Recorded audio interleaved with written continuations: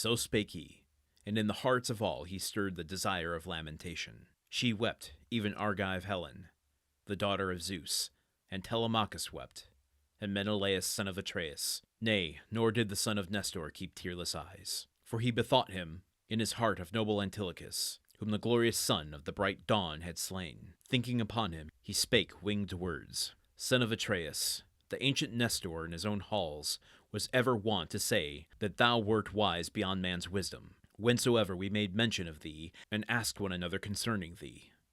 And now, if it be possible, be persuaded by me, for who one have no pleasure in weeping at supper time, the new-born day will right soon be upon us. Not indeed that I deem it blame at all to weep for any mortal who hath died and met his fate. Lo, this is now the only due we pay to miserable men, to cut the hair and let the tear fall from the cheek. For I too have a brother dead, no wise the meanest of the Argives. And thou art like to have known him, for as for me, I never encountered him, never beheld him. But men say that Antilochus outdid all, being excellent in speed of foot and in the fight. And Menelaus of the fair hair answered him, and said, My friend, lo, thou hast said all that a wise man might say or do, yea, and an elder man than thou. For from such a sire too thou art sprung, wherefore thou dost even speak wisely. Right easily known is that man's seed, for whom Cronan weaves the skein of luck at bridal and at birth. Even now hath he granted prosperity to Nestor, forever for all his days, that he himself should grow into a smooth old age in his halls. And his sons, moreover, should be wise and the best of spearmen. But we will cease now weeping, which was erewhile made, and let us once more bethink of our supper, and let them pour water over our hands. And again in the morning there will be tales for Telemachus and me to tell one to the other, even to the end. So spake he, and Asphalion poured water over their hands, the ready squire of renowned Menelaus. And they put forth their hands upon the good cheer spread before them. Well, it's easy to get caught up in Telemachus' story here, or Odysseus' story specifically, but Peisistratus, son of Nestor, even I'm describing them by their lineage at this point, is saying that he had a brother that he never knew, and is asking for some information from Menelaus so that he could better understand his family. Get Dr. Henry Louis Gates on the case. Peisistratus is here finding his roots. And one thing I was kind of struck with that I don't mean to laugh at, I certainly, don't find it funny. It's just sometimes the culture differences that centuries can really create, that chasm between what we understand now and what we experienced then.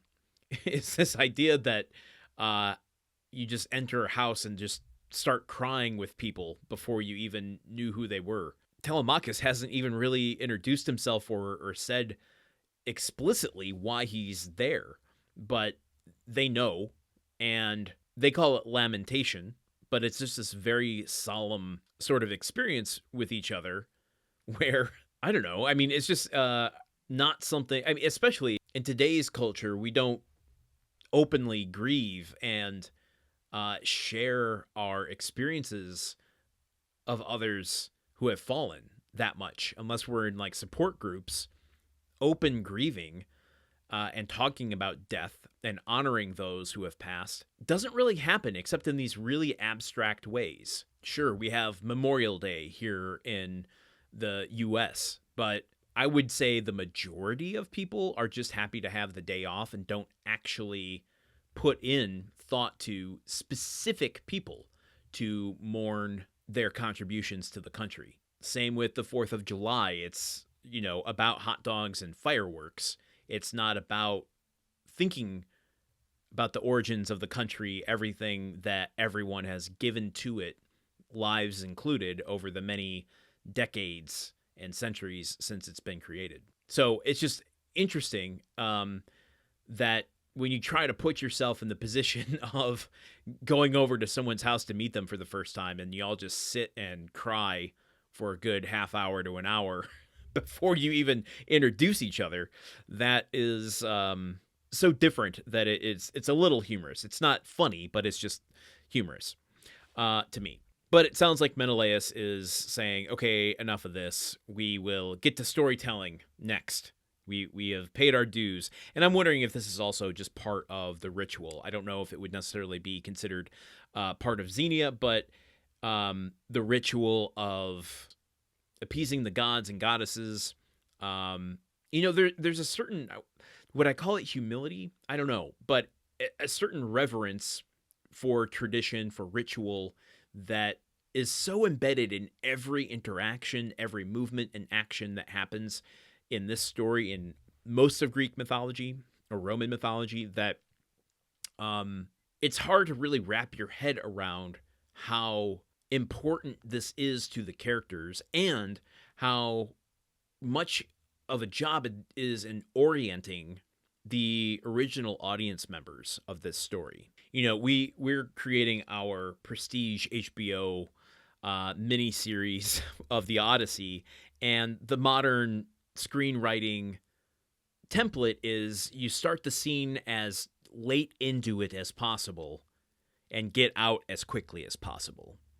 So we are also used to stories that don't really take their time to set up dynamics and interaction and ritual and all of the stuff that this story is doing. I would imagine that the modern version of this has Telemachus and Peisistratus arriving on Sparta, being greeted by Menelaus, doing modern introductions to one another, maybe being announced by the servants.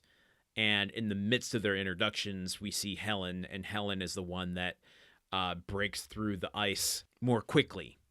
We don't have all of the hand-washing rituals necessarily. We don't have all of the things that were important to these characters, to audiences of the time, because that takes time. How many times have we seen someone wash their hands in this story already? There's a certain economy of language, visually or otherwise, in modern visual storytelling that doesn't allow for that repetition, but that repetition is the ritual. And I think it's something that we can't, like, if you're reading this on your own, not out loud or listening to it, like, it's one of those things that you can just kind of like skim over really quickly. But I think it is important to kind of sit and experience it every single time, because these are the things that really root the story in the time in which it was written and the purpose for which it was written. Okay, I can tell my commentary brain is starting to get a little strained making all these comparisons and veering in a direction of talking about stuff I don't fully know. So I'm going to stop there.